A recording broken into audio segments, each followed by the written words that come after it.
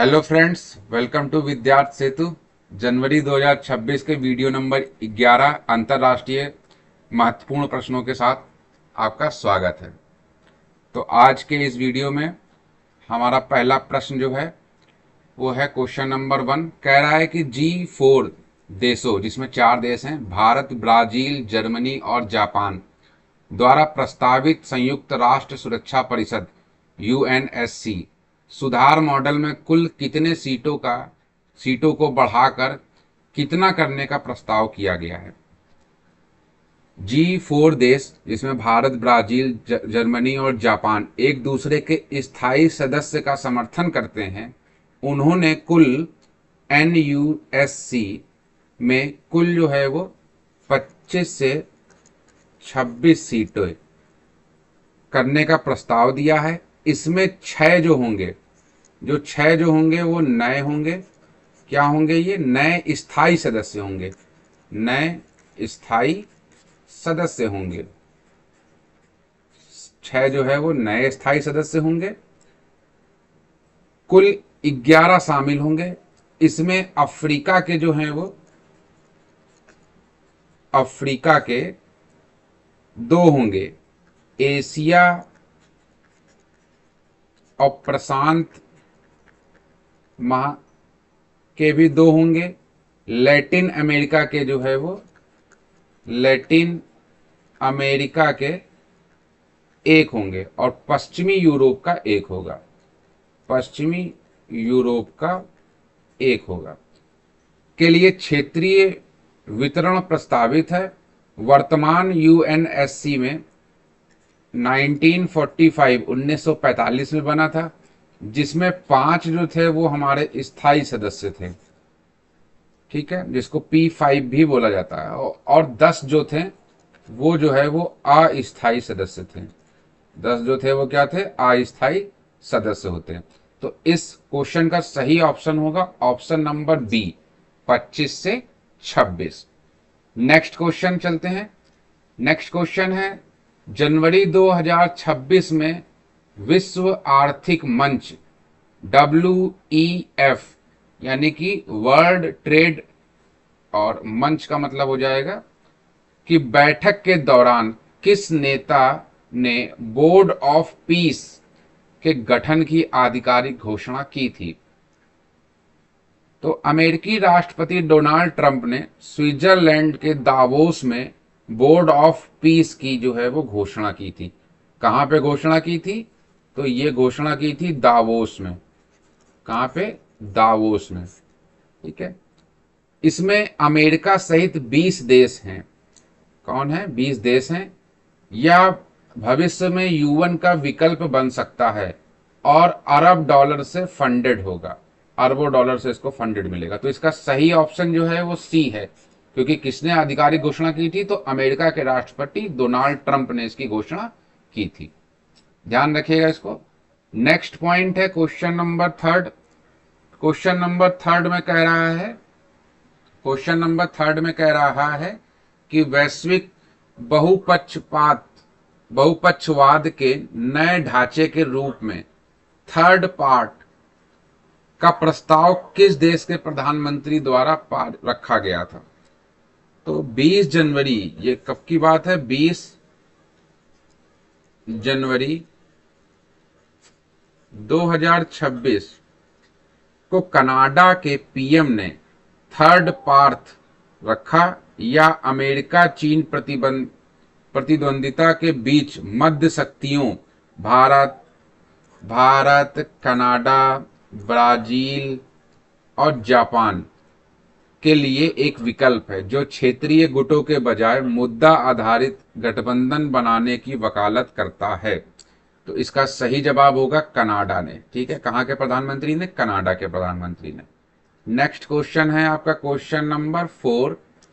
Question number 4 में कह रहा है कि जनवरी 2026 में UAE के राष्ट्रपति की भारत यात्रा के दौरान दोनों देशों ने वर्ष 2032 तक द्विपक्षीय व्यापार को कितना करने का लक्ष्य रखा है?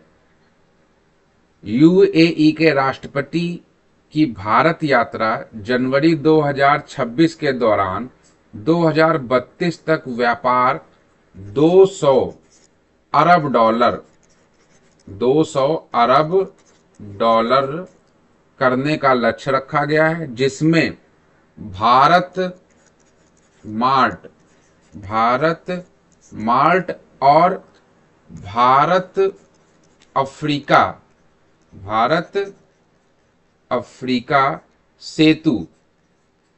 अफ्रीका सेतु जैसे मंचों का उपयोग होगा। साथ ही शांति अधिनियम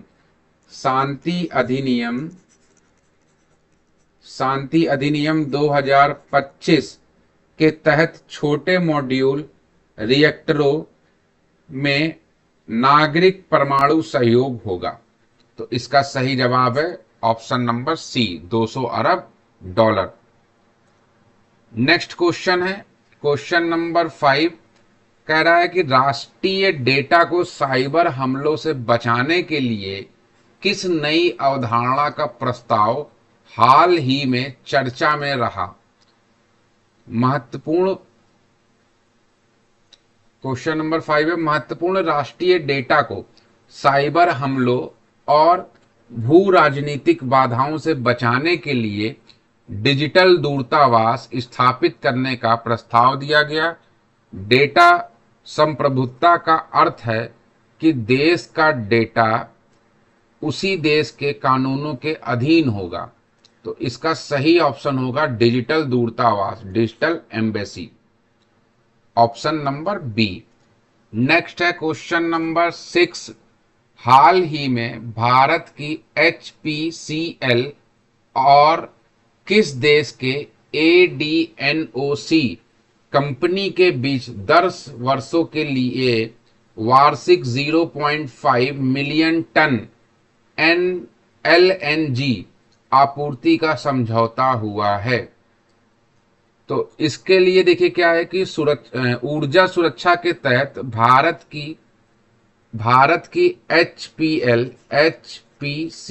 ये कहाँ की है? ये भारत की है। ये कहाँ की है? ये भारत की है। और ADNOC ये UAE की है। कहाँ की है? ये UAE की है। गैसों के 10 वर्षों के लिए 0.5 मिलियन टन LNG आपूर्ति का समझौता हुआ है। तो ये कहाँ की कंपनी है? UAE की है, संयुक्त अरब अमीरात। क्वेश्चन नंबर सी इसका सही आंसर होगा। क्वेश्चन नंबर 7 है, कह रहा है कि 16 जनवरी 2026 को 18वीं भारत जापान रणनीतिक वार्ता कहाँ संपन्न हुई? कहाँ पे संपन्न हुई? तो 16 जनवरी 2026 को भारत के विदेश मंत्री एस जयशंकर और जापानी विदेश मंत्री के बीच में 18वीं जो है, कौन सी 18वीं रणनीतिक वार्ता नई दिल्ली में जो है वो हुई है। ऑप्शन नंबर बी, नई दिल्ली में हुई है। दोनों देश इंडो पैसिफिक रीजन और क्वाड तथा G4 जैसे समूह का सहयोग करेंगे। ठीक है, ध्यान रखना है कि क्वाड और G4 जैसे देशों का सहयोग करने पर सहमत हुए हैं। नेक्स्ट क्वेश्चन है, 28वें राष्ट्रमंडल, कौन से 28वें राष्ट्रमंडल अध्यक्ष और पीठासीन अधिकारी सम्मेलन CSPOC 2026 की सफलतापूर्वक मेजबानी किस देश ने की है? किस देश ने की है? तो भारत की संसद नई दिल्ली में जो है में 14 से 16 जनवरी 2026 तक यह सम्मेलन हुआ। पीएम नरेंद्र मोदी ने उद्घाटन किया और लोकसभा अध्यक्ष ओम बिरला ने अध्यक्षता की। भारत ने चौथी बार चौथी बार यानी पहली बार कब था? फर्स्ट जो है वो आपका था 1971 में। सेकंड कब था? तो 1986 में, 1986 में। थर्ड कब हुआ? 2010 में। और उसके बाद अभी फोर्थ वाला कब हुआ? तो 2026 में।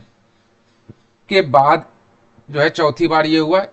इसकी मेजबानी की है, इसमें दिल्ली घोषणा को जोड़ा गया जो एआई, लोकतंत्र और साइबर सुरक्षा पर केंद्रित होगा।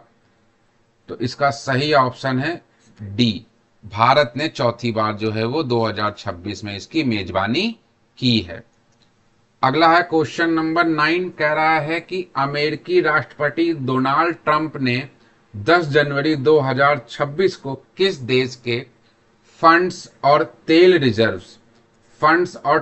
रिजर्व की जब्ती को रोकने के उद्देश्य से राष्ट्रीय आपातकाल जो है वो घोषित किया है? तो ट्रंप ने IEEPA international emergency economic power acts 1977 कानून का इस्तेमाल करके वेनेजुएला के तेल राजस्व और फंड्स को अमेरिकी अदालतों, ऋणदाताओं द्वारा जब्त होने से रोकने के लिए राष्ट्रीय आपातकाल घोषित किया ताकि वहां स्थिरता बहाल हो सके। आपको पता होगा कि न्यूज में आपने देखा होगा कि वेनेजुएला के राष्ट्रपति को जो है वो अमेरिकी सेना गिरफ्तार करके ले गई थी। नेक्स्ट क्वेश्चन है, इसमें 9 जनवरी 2026 को किस दक्षिण अमेरिका देश ने आधिकारिक रूप से संयुक्त राष्ट्र सुरक्षा परिषद UNSC में भारत का स्थायी सदस्यता के दावे का समर्थन किया है? तो चिली के राजदूत ने तर्क दिया कि UNSC को द्वितीय विश्व युद्ध की बजाय वर्तमान आर्थिक वास्तविकताओं को दिखाना चाहिए। चिली के अलावा अमेरिका, रूस, फ्रांस, ब्रिटेन, जापान और ऑस्ट्रेलिया भी भारत का समर्थन कर चुके हैं। ठीक है, तो इसका सही ऑप्शन होगा ऑप्शन नंबर सी, चिली, क्योंकि चिली ने अभी ये चीज किया है। क्वेश्चन नंबर नेक्स्ट है आपका, कह रहा है कि 7 जनवरी 2026 को अमेरिका ने कितने अंतर्राष्ट्रीय संगठनों से अपनी भागीदारी और वित्त पोषण बंद करने का निर्देश या ज्ञापन जारी किया है? तो इसका सही जवाब है 66 ऐसे देश हैं। अमेरिका ने 31 UN और 35 जो है वो गैर UN संगठनों, इसको टोटल जोड़ेंगे तो ये टोटल कितना होगा? टोटल हो जाएगा हमारा 6 और 6 66 से वापसी की है। इसमें UNFCCC, IPCC और इंटरनेशनल सोलर अलायंस जैसे प्रमुख संगठन शामिल हैं। अगला क्वेश्चन है क्वेश्चन नंबर 12, हाल ही में चर्चा में रही सवालकोट जल विद्युत परियोजना जिसमें 1856 मेगावाट जम्मू कश्मीर में किस नदी पर स्थित है? तो सवालकोट 1856 मेगावाट की रन ऑफ द रिवर परियोजना 1960 की सिंधु जल संधि के अनुसार चिनाब एक पश्चिमी नदी है जिस पर गैर उपभोगकारी उपयोग जल विद्युत का भारत को अधिकार है। तो इसका सही ऑप्शन होगा option number B, Chenab. Question number 13, इसमें कहा जा रहा है कि 3 जनवरी 2026 को अमेरिकी विशेष बलों ने ऑपरेशन एब्सोल्यूट रिजॉल्व के तहत किस देश के राष्ट्रपति निकोलस मादुरो को गिरफ्तार किया है? तो अभी इसका जिक्र पीछे क्वेश्चन में भी आया था कि कौन से कानून का इस्तेमाल किया था, यहां पे उस देश के राष्ट्रपति का नाम भी आ रहा है। तो अमेरिकी विशेष बलों डेल्टा फोर्स ने ऑपरेशन एब्सोल्यूट रिजॉल्व के तहत काराकास में छापा मारकर मादुरो को गिरफ्तार किया था और न्यूयॉर्क ले आए थे। जब तक वहां शांति नहीं होती तब तक वे डेल्सी राइजल्स को वेनेजुला का कार्यवाहक राष्ट्रपति नियुक्त किया गया है। तो सही नाम है, ये कौन सी जगह के हैं? मादुरो, निकोलस मादुरो जो है राष्ट्रपति जिनको गिरफ्तार किया गया है, वो ऑप्शन नंबर डी वेनेजुला के राष्ट्रपति थे। भारत ने 1 जनवरी 2026 को आधिकारिक तौर पर किस देश से ब्रिक्स की अध्यक्षता ग्रहण की है? ब्रिक्स से अध्यक्षता ग्रहण की है। तो भारत 1 जनवरी 2026 को 10 सदस्यों वाले विस्तारित ब्रिक्स का नेतृत्व कर रहा है। इसकी थीम लचीलापन, नवाचार, सहयोग और स्थिरता के लिए निर्माण है। नए सदस्यों में मिस्र, इथोपिया, ईरान, इंडोनेशिया, सऊदी अरब और यूएई शामिल हैं। तो इसका सही जवाब है ब्राजील। इसका सही जवाब क्या है? ब्राजील इसका सही जवाब है, ऑप्शन सी। ठीक है, नेक्स्ट क्वेश्चन, क्वेश्चन नंबर 15 है। क्वेश्चन नंबर 15 में कहा जा रहा है कि जनवरी 2026 में 40 डिग्री सेल्सियस के ऊपर के तापमान और गर्म हवाओं के कारण किस देश के विक्टोरिया राज्य में विनाशकारी जंगल की आग के चलते इसका सही ऑप्शन होगा क्वेश्चन नंबर, तो देखिए विक्टोरिया राज्य में 40 डिग्री के ऊपर तापमान, शुष्क वनस्पति और ब्रिक फिल्टर गर्म हवाओं के कारण आग लगी, जिसमें इससे 2019 से 20 के ब्लैक समर के बाद की सबसे खतरनाक स्थिति बताया गया है। ठीक है, तो इसका सही ऑप्शन होगा ऑस्ट्रेलिया। ऑस्ट्रेलिया, आपको ध्यान रखना है कि ये ऑस्ट्रेलिया है। ये प्रश्न कुछ अधूरा है, कुछ छूट गया है इसमें, लेकिन कोई बात नहीं, आपको ये ध्यान रखना है कि सेल्सियस हवाएं और 40 डिग्री तापमान से आप ये ध्यान रख सकते हैं कि ये ऑस्ट्रेलिया है। ठीक है, नेक्स्ट क्वेश्चन है क्वेश्चन नंबर 16। क्वेश्चन नंबर 16 में कह रहा है कि अमेरिका के बढ़ते प्रभाव के तहत अमेरिकी कांग्रेस में किस क्षेत्र के अधिग्रहण के लिए एनेक्सेस एंड स्टेटहुड एक्ट पेश किया गया, जिसका डेनमार्क ने कड़ा विरोध किया है, तो देखिए आर्कटिक क्षेत्र में रूस और चीन के प्रभाव को रोकने के लिए अमेरिका ने यह बिल पेश किया। डेनमार्क, जिसके अधिकार में ग्रीनलैंड है, ने कहा कि यह क्षेत्र बिक्री के लिए नहीं है। यह पृथ्वी का सबसे उत्तरी भाग है जहां गैस और खनिज भंडार मौजूद हैं। तो विरोध करने वाला कौन था? डेनमार्क। जिसका विरोध किया वो था ये ग्रीनलैंड। ठीक है ना, क्योंकि उसके अधिकार क्षेत्र में था। क्वेश्चन नंबर अगला है 9 जनवरी 2026 को भारत के विदेश मंत्रालय ने किस घाटी में चीन पाकिस्तान की गतिविधियों को अवैध करार देते हुए इसे लद्दाख का अभिन्न हिस्सा बताया है? तो यह घाटी सियाचिन हिमनद के उत्तर के काराकोरम, कौन सा? काराकोरम पर्वतमाला के पास स्थित है और 1963 में पाकिस्तान ने अवैध रूप से लगभग जो है वो 5200 वर्ग किलोमीटर का यह क्षेत्र चीन को सौंप दिया था, जिसे भारत अमान्य मानता है। तो इसका सही ऑप्शन होगा सल्क्सग्राम घाटी, ऑप्शन नंबर बी। अगला क्वेश्चन है क्वेश्चन नंबर 18। इसमें कहा जा रहा है कि भारत और पाकिस्तान के बीच परमाणु प्रतिष्ठानों और सुविधाओं की सूची का वार्षिक आदान प्रदान किस समझौते के तहत हर साल 1 जनवरी को किया जाता है? किस साल 1 जनवरी को किया जाता है?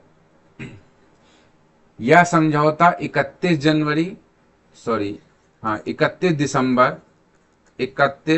दिसंबर 1988 को हस्ताक्षरित हुआ था और 27 जनवरी 1991 को लागू हुआ था। इसका उद्देश्य परमाणु सुविधाओं को आकस्मिक क्षति से बचाना है। हर साल 1 जनवरी को, हर साल 1 जनवरी को दोनों देश सूची साझा करते हैं। दोनों देश क्या करते हैं? सूची जो है वो साझा करते हैं। ठीक है, सूची साझा करते हैं। तो ये कौन सा था? तो ये था हमारा ऑप्शन नंबर सी, परमाणु प्रतिष्ठान हमला निषेध समझौता 1988, क्योंकि 1988 में ही जो है यहाँ पे साइन हुआ था, एग्रीमेंट साइन हुआ था। ठीक है, चलिए अगला क्वेश्चन है क्वेश्चन नंबर 19। क्वेश्चन नंबर 19 में कह रहा है कि 2025 के आंकड़ों के अनुसार किस देश की जनसंख्या में लगातार चौथे वर्ष गिरावट दर्ज की गई है, जिससे जनसांख्यिकी शीतकाल यानी कि डेमोग्राफिक विंटर का संकेत माना जा रहा है? तो 2025 में चीन की आबादी जो थी वो 1.405 बिलियन रह गई थी। उच्च आवास लागत और पुरानी एक संतान नीति, वन चाइल्ड नीति इसका कारण था। जनसांख्यिकी शीतकाल यानी कि डेमोग्राफिक विंटर तब आता है जब प्रजनन दर, प्रतिस्थापन दर 2.1 बच्चे प्रति महिला से नीचे गिर जाती है। 2.1 बच्चे प्रति महिला से नीचे गिर जाती है। तो इसी को बोलते हैं, ये चीन का था, फिर उसने इसको सुधार किया और ये पॉलिसी हटाई। क्वेश्चन नंबर 20 है अगला क्वेश्चन। इसमें कह रहा है कि विश्व बैंक द्वारा जनवरी 2026 में जारी वैश्विक आर्थिक संभावना रिपोर्ट जीईपी में वित्तीय वर्ष 2025-26 के लिए भारत की विकास दर का अनुमान बढ़ाकर कितना कर दिया गया है? तो विश्व बैंक की रिपोर्ट वर्ष में 2 बार आती है। एक आती है आपकी जनवरी में और एक आती है आपकी जून में। तो जून 2025 में 6.3% अनुमान को बढ़ाकर अब भारत के लिए 7.2% कर दिया गया है। तो इसका सही ऑप्शन होगा option number C. Next question है क्वेश्चन नंबर 21। क्वेश्चन नंबर 21 में कह रहा है कि 31 दिसंबर 2025 को समाप्त हुए सप्ताह तक भारतीय बैंकों का ऋण जमा अनुपात CR रेशियो बढ़कर किस सर्वकालिक उच्च स्तर पर पहुंच गया है? तो CR रेशियो क्या होता है? तो CD रेशियो क्या होता है? CR ने CD है, CD रेशियो क्या होता है? तो CD रेशियो एक तरीके से होता है ऋण यानी क्रेडिट और डेबिट की बात हो रही है। तो ऋण जमा अनुपात यह मापता है कि बैंक ने अपनी कुल जमा राशि की तुलना में कितना लोन दिया है। तो 81.75% का मतलब है कि हर 100 रुपए जमा पर बैंक ने, अगर कोई 100 रुपए जमा है तो उसमें से ये जमा है, इस जमा पर इतना जो है उसने लोन दिया है। और जमा डिपॉजिट कितना है, तो 10.01% है। भाई आप इसको देखेंगे तो दोनों को ऐड करने पे यही आ जाएगा। ये जो है ऋण क्रेडिट जो है वो ये बढ़कर कितना हो गया है, 11.4% तक हो गया है, क्योंकि लोग अब म्यूचुअल फंड और शेयर बाजार में निवेश कर रहे हैं। तो इसका सही ऑप्शन होगा 81.75। कितना परसेंट दिया था, तो ये दिया था, तो यही इसका जो है ये आपका सही ऑप्शन होगा, ऑप्शन नंबर सी। अगला है क्वेश्चन नंबर 22। जनवरी 2026 में जनवरी 2026 में कौन सा देश आधिकारिक तौर पर यूरो को अपनाकर यूरो जोन का 21वां सदस्य बन जाएगा। आपको पता है कि यूरो जो है वो एक करेंसी होती है, और कौन सा ऐसा देश है जो यूरो को अपना रहा है ताकि वो यूरो जोन का सदस्य बन जाए, जो लोग यूरो में लेन देन या फिर खर्च करते हैं। तो इसका सही जवाब है बुल्गारिया। बुल्गारिया ऐसा देश है जो 21वां सदस्य जो है वो बनने जा रहा है। तो इसका सही आंसर है आपका बुल्गारिया। याद रखिएगा, इंपॉर्टेंट क्वेश्चन है। जनवरी 2026 में किस यूरोपीय देश ने आधिकारिक तौर पर भारत की इंडो पैसिफिक महासागर पहल IPOI में शामिल होने की घोषणा की है? इसका सही जवाब है option number D, Spain. Spain ने यह घोषणा की है। नेक्स्ट क्वेश्चन है, किस देश ने आधिकारिक तौर पर 78 वर्षों के बाद विश्व स्वास्थ्य संगठन WHO से अपनी सदस्यता समाप्त कर ली है? तो वो देश कौन है? वो महान देश है संयुक्त राज्य अमेरिका, जिसने जो है वो WHO से अपनी सदस्यता समाप्त कर ली है। नेक्स्ट क्वेश्चन है question number 25। NATO NATO NATO जिसको बोलते हैं के संदर्भ में हाल ही में किस नवीनतम देश के शामिल होने के बाद इसकी संख्या 32 हो गई है? अभी तक नाटो जो सदस्य हैं वो 31 थे, अब शामिल होने के बाद 32 हो गए हैं। तो कौन शामिल हुआ है, 32वां सदस्य कौन बना है? तो इसका सही जवाब है ऑप्शन नंबर सी। यही हमारा जो है ये 32वां जो है वो सदस्य बन गया है। ठीक है, तो आपको ध्यान रखना है कि स्वीडन जो है वो अब नाटो का भी मेंबर बन चुका है। और क्वेश्चन नंबर 26, पॉक्स सिल्का पहल जो संसाधन कूटनीति का हिस्सा है किस देश से संबंधित है? किस देश से संबंधित है? तो यह जो है ये अमेरिका से संबंधित है। किससे संबंधित है? अमेरिका से। तो ऑप्शन नंबर जो है सी आपका सही ऑप्शन है। तो इसको ध्यान रखिएगा। ये था आज का हमारा अंतरराष्ट्रीय वीडियो। इसमें जनवरी 2026 में हुए सभी महत्वपूर्ण अंतरराष्ट्रीय कार्यक्रमों को कवर किया गया है। तो वीडियो में अंत तक बने रहने के लिए धन्यवाद। Thank you for watching Vidyarthi Setu. Like, share and subscribe.